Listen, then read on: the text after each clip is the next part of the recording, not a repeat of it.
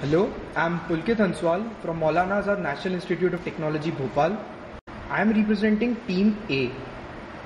This is ASL KV2010 starter kit which was given to us by Texas Instrument for implementing our problem statement. Our problem statement was basically to design a second order low pass filter. Now these are the devices that we are using for implementing our problem statement.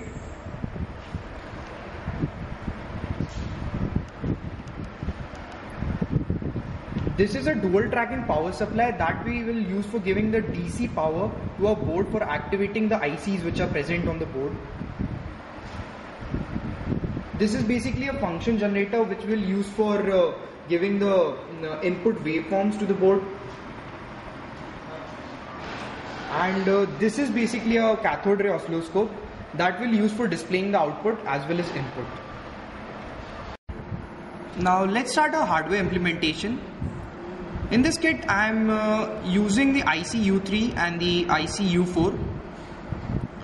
In the IC-U3, I am using the op-amp with the input pins as 5 and 6 and the output pin is 7. And in the IC-U4 also, I am using the op-amp with the input pins as 5 and 6 and the output pin as 7. So now let's make our first connection. Firstly, I'll start by connecting the 7th pin of the op-amp U3 to the resistor R25. Now from the pin diagram, it's visible that this other terminal of the resistor R25 is basically connected to the 5th pin of the IC-U4, that is in non-inverting terminal. Now I'll make the second connection. I'll connect the resistor R24 to the ground.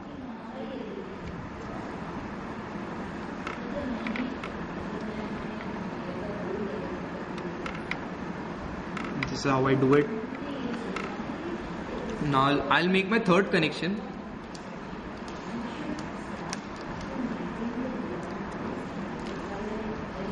I'll connect the 7th pin of the IC-U4 to the resistor R29.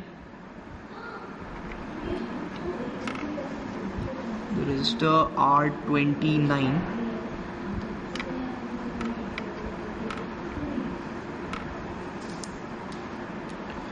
Now from the pin diagram we can see that the 7th pin of the resistor, the other terminal of the resistor R29 is basically connected to the 6th pin of the op-amp U4, of the IC-U4 actually. Now I'll make my next connection, that is I'll ground resistor R31. This will again require a long wire.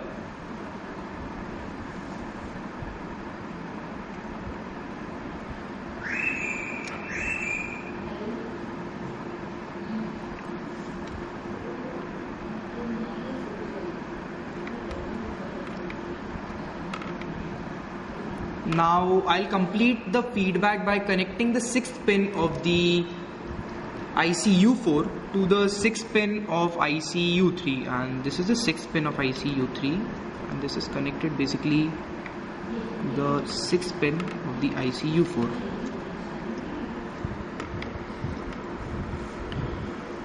Now in this IC there are basically two op-amps, and since we are using one op-amp, so we have to make the other op-amp as a unity gain amplifier. So basically in the op-amp, in the IC-U3, what I will do is I'll connect the positive terminal, the other positive terminal, that is the pin number 2, the pin number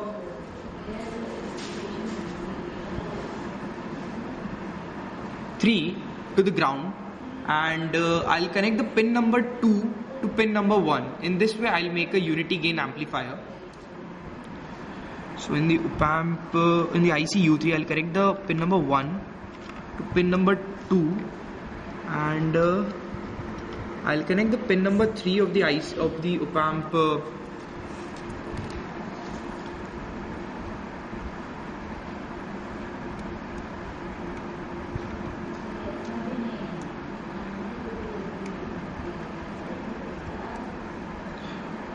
to the ground. Basically the pin number 3 is connected to the ground. Thus the other op-amp is made a unity gain amplifier. So similar process will be done for the IC U4. Now we'll give the DC power supply to a board, but before giving the DC power supply we'll make few more connections. Here this is the wire that we are basically using for giving the input waveform to the board. This will be connected to the function generator.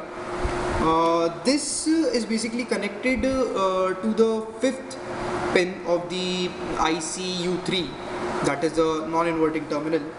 Then there is one more connection. This connection is basically used for displaying the result at the CRO, displaying the output at the CRO. This is basically connected to the 6th pin of the op-amp U4. Then there is one more connection that we are using for ground. This is basically connected to the ground of the board. Now we are giving the dual power supply. We are giving the power supply to the board. This is the positive terminal, that is a plus 10 volt for a board that is connected to the red knob of the track 1. Then if this is plus 10 volt, then this automatically will become ground. So this is basically connected to the ground of our board, and this ground is basically, this black knob of the track 1 is connected to the red knob of the track 2. So automatically this red knob will become ground, and we'll set the track 2 also on 10 volts. So automatically this will become minus 10 volt. So this minus 10 volt is basically connected to the negative supply of our board. So in this way we are giving the dual power supply, the power supply to a board. So we are using track 1 and track 2 of the dual tracking power supply for giving the supply to a board.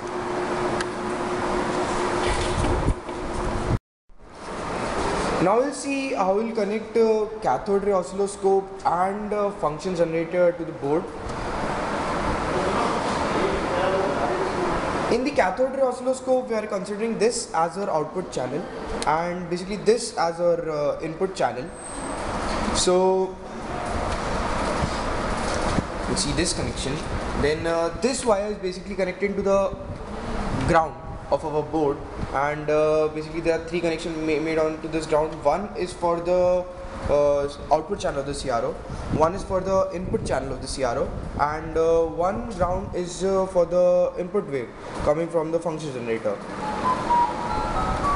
Now there's one more connection, this connection. This is basically connected to the input pin of our op-amp U3 input pin, basically the pin number 5 of the op-amp U3.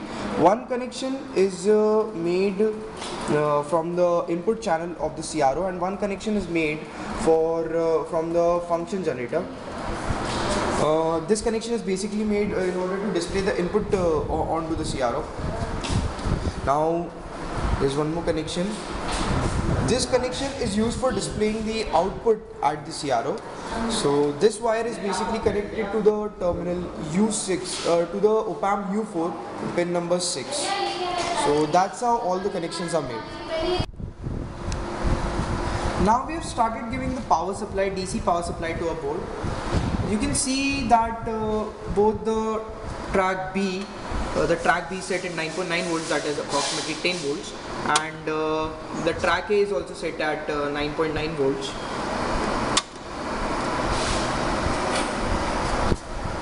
And now here you can see that a function generator,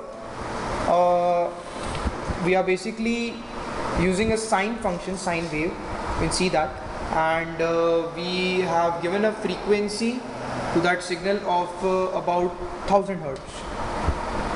Now at the CRO we can see that the output waveform and the input waveform are completely overlapping each other.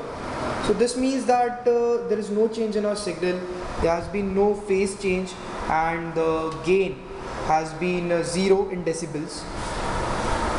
You can see here, this is our output waveform, and basically this is our input waveform. They are exactly replica of each other. Okay.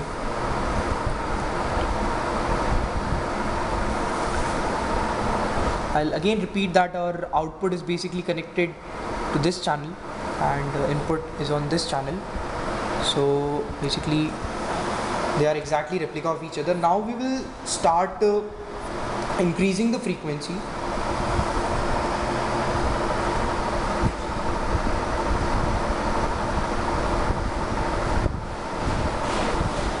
One more thing to mention is the volts per division is 0.5 here, over here, and here also the input, the volts per division is 0.5, so it's 0.5 above and 0.5 below, and here also it's 0.5 above and 0.5 below. The amplitude of the sine wave has been fixed to 0.99 volts.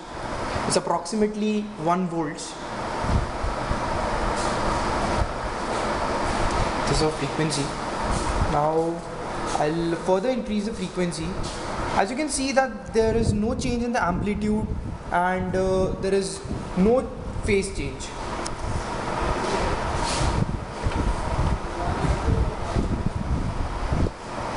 I'll further increase the frequency.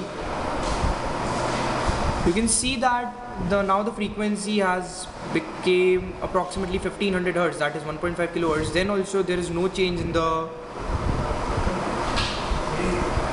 input waveform and the output waveform. They are exactly the replica of each other.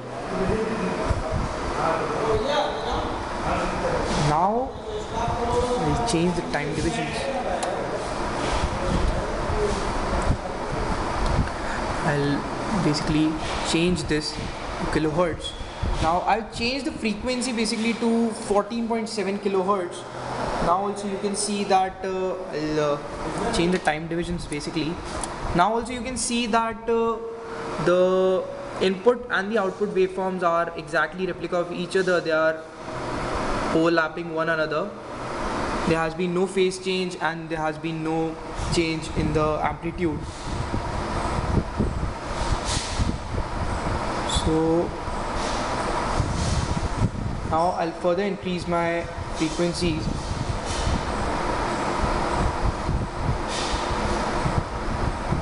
You can see that there has been no change in the amplitude and no change in the phase.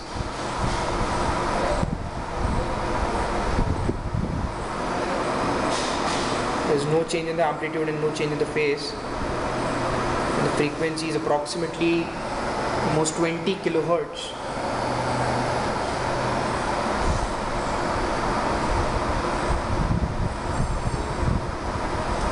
I'll change the scale again and I'll make this almost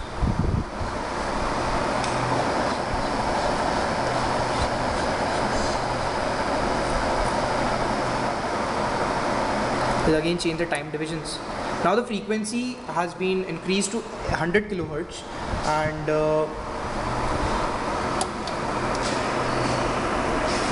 now also you can see that the approximately the amplitude is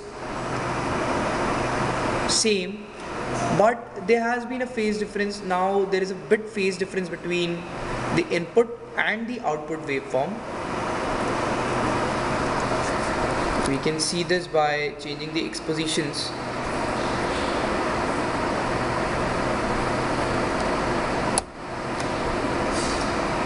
So at 100 kilohertz, now there is a phase difference between the input and the output waveforms, but approximately the amplitude is same. That's approximately constant. Use the time divisions.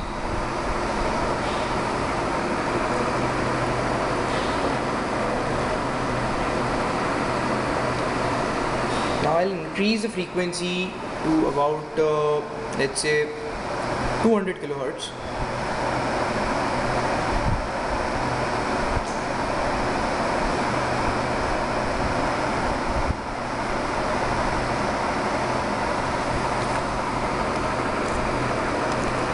Now we can see that there is a considerable phase difference and there is a change in the amplitude of the output waveform. This is the output waveform. The amplitude of the output waveform has been increased, and the amplitude of the input waveform is a constant, that is basically 0.5 volts. So we can see that at 200 kilohertz now the amplitude has started to getting increased, and the phase difference also has got increased. There is now more phase difference. You can see by the time division, there's more phase difference between the waves.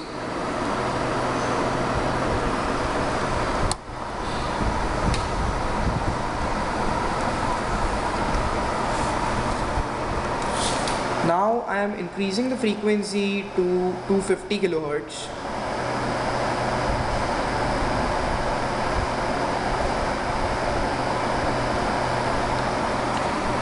Now we can see that the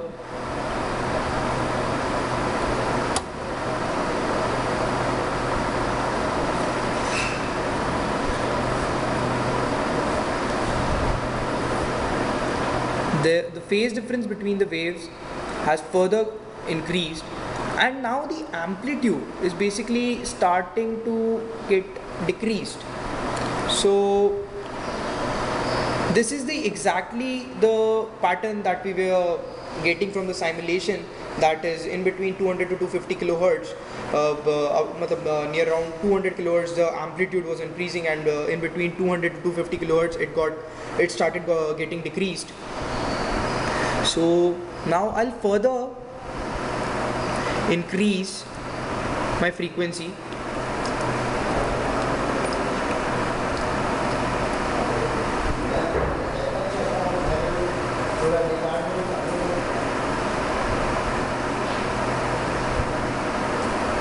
I made the frequency. Now you can see that I have made the frequency of my sinusoidal wave, input sinusoidal wave, as 180.2 kilohertz. You can see at the CRO that the amplitude is starting to get increased.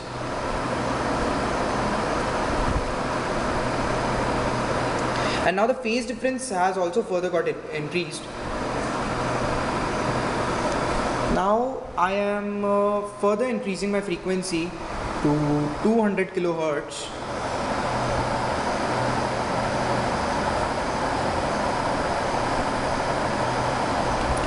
You can see that the amplitude has further got increased and the phase difference also further got increased.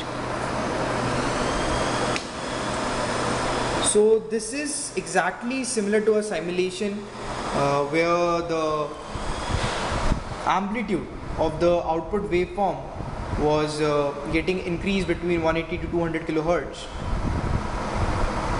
I am further increasing my frequency to 210 kilohertz. Now here you can see that I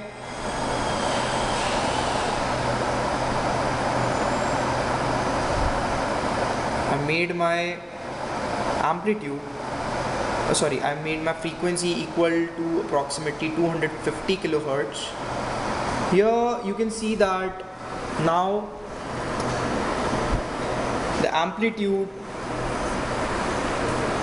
again has become equal to the amplitude of the input wave, but the phase difference has further got increased. So here now we can see that the amplitude of the output waveform has further started to getting decreased. This is exactly similar to the simulation that we have done in the software, PSpice software. Now I'm further increasing the frequency to 280 kilohertz. Now you can see that the amplitude of the output waveform has become less than the amplitude of the input waveform. So now the amplitude is decreasing at a more rate.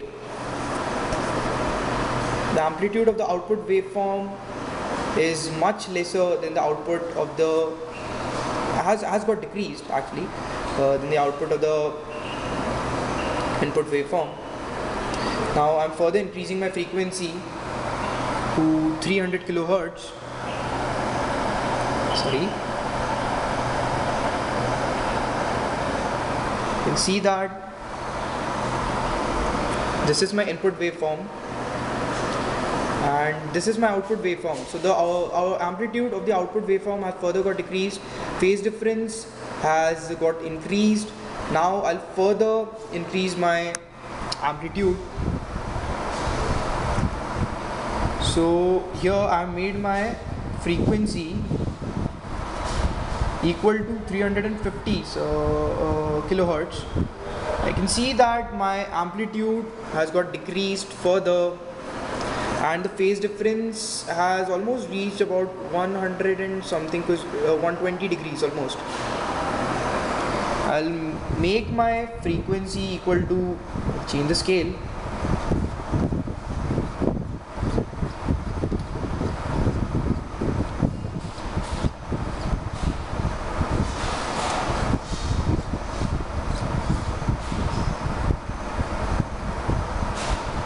Now I'll make the frequency approximately equal to 400 kilohertz. You can see that the amplitude has got decreased and at the same time the phase difference is almost reaching 180 degree. Now I'll increase my frequency to 425 kilohertz. At this frequency I can see that the amplitude has become very less and the phase difference has approximately reached 180 degree. This means that at the time at which my input wave is achieving the maximum value, at that time my output wave is achieving the lowest value. So at the frequency 425 something kilohertz, I am getting a phase reversal. I am further increasing the frequency.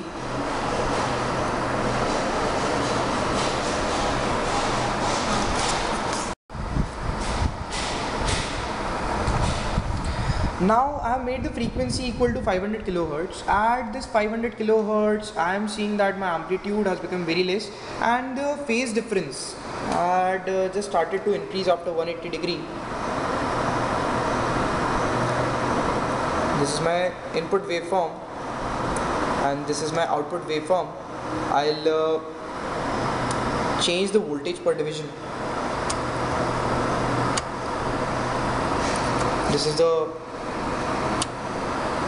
This is my output waveform and this is my input waveform. I made the volts per division as 0.1. So you can see here that there is a considerable change in the amplitude. You can see in the CRO that there is a considerable change in the amplitude as well as there is approximately the phase difference has become 180 degree, slightly more than 180 degree. Now I am again increasing my frequency to somewhere near around 650 kilohertz. You can see that the amplitude is further getting decreased and the phase difference has started to increase after 180 degree. It is reaching approximately 200 degrees.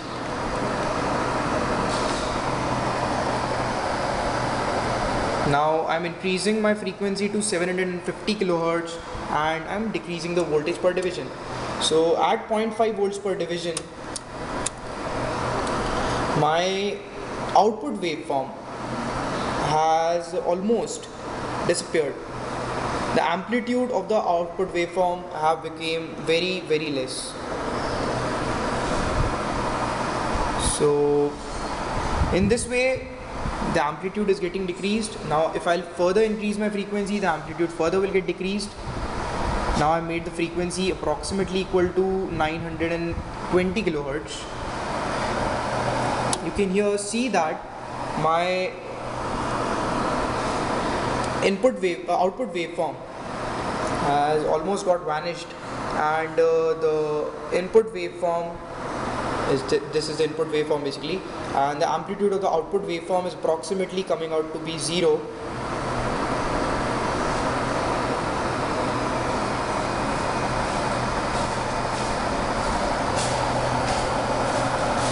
Here finally I'm making this frequency equal to 1000 Hertz, and there I can see that the amplitude further got decreased. It is almost coming out to be a straight line, and I can increase the volts per division. So now I have made 50 millivolt per division. So 50 millivolts per division, and this is also 50 millivolts per division. You can see that the output waveform has very less amplitude in millivolts also.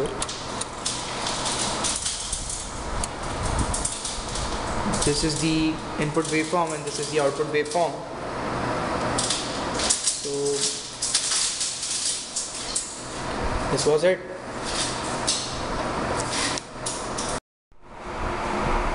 In this way we designed a low pass filter whose amplitude got decreased at 1000 kilohertz, got very much less at 1000 kilohertz. So in this second order low pass filter in the range of 0 to 180 kilohertz, basically the gain was coming out to be 0 decibel, and the input waveform was absolutely the replica of the output waveform, and in between in a slight range in a slight range of 180 kilohertz to 220 kilohertz the output got increased, and after 220 kilohertz output amplitude starts to get decreased. So in this way the second order low pass filter is designed. So this was the hardware implementation using the ASLV 2010 starter kit. In this way we designed a second order low pass filter. Thank you.